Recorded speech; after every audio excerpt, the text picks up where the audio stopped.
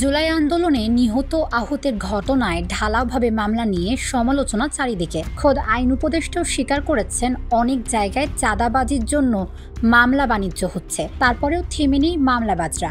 এবার রাজধানীতে এমন এক মামলা হয়েছে যেখানে অন্যদের সাথে আসামির তালিকায় আছেন দেশের অন্যতম শীর্ষ শিল্প প্রতিষ্ঠান পিএইচপি গ্রুপের চেয়ারম্যান সুফি মিজানুর রহমানের নাম।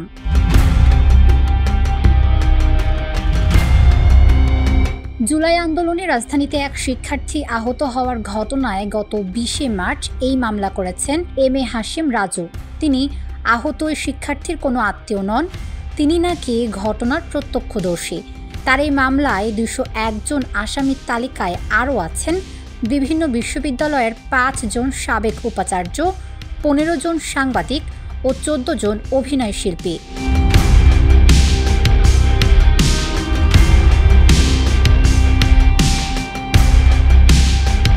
বিশ্বব্যাংকের প্রতিষ্ঠান ইন্টারন্যাশনাল ফিন্যান্স কর্পোরেশনের 2020 সালের প্রতিবেদন অনুসারে বাংলাদেশে আয়ের দিক থেকে 11তম শীর্ষস্থানীয় পিএইচপি গ্রুপ। এই গ্রুপের রয়েছে 34টি প্রতিষ্ঠান, যার বেশিরভাগেরই অবস্থান চট্টগ্রামে। গ্রুপের চেয়ারম্যান সুফি মিজানুর রহমানও সপরিবারে চট্টগ্রামেই বসবাস করেন। এরপরও রাজধানীর ঘটনায় তার বিরুদ্ধে মামলা কেন? বাদীর অভিযোগ, জুলাই আন্দোলন দমাতে নাকি অর্থায়ন করেছেন পিএইচপি গ্রুপের চেয়ারম্যান সুফি মিজানুর রহমান। এরই মধ্যে তার বিরুদ্ধে মামলা দায়েরের প্রতিবাদ হয়েছে চট্টগ্রামে। সংবাদ সম্মেলন করে এই মামলা থেকে সুফি মিজানুর রহমানের নাম বাদ দেওয়ার দাবি জানিয়েছেন চট্টগ্রামের সর্বস্তরের সুফিবাদী সুন্নি জনতা।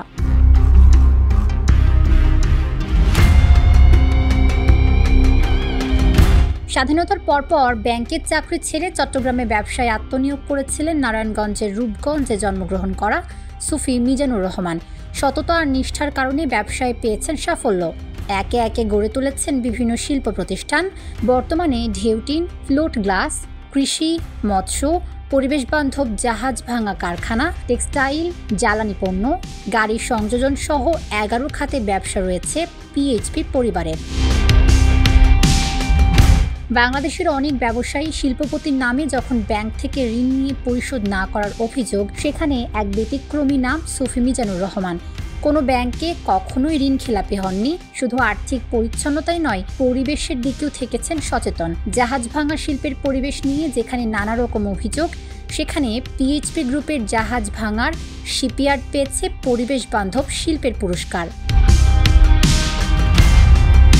পিএইচপি গ্রুপের সাফল্যের কথা জানতে চাইলে কখনো নিজের কথা বলেন না সুফি মিজানুর রহমান।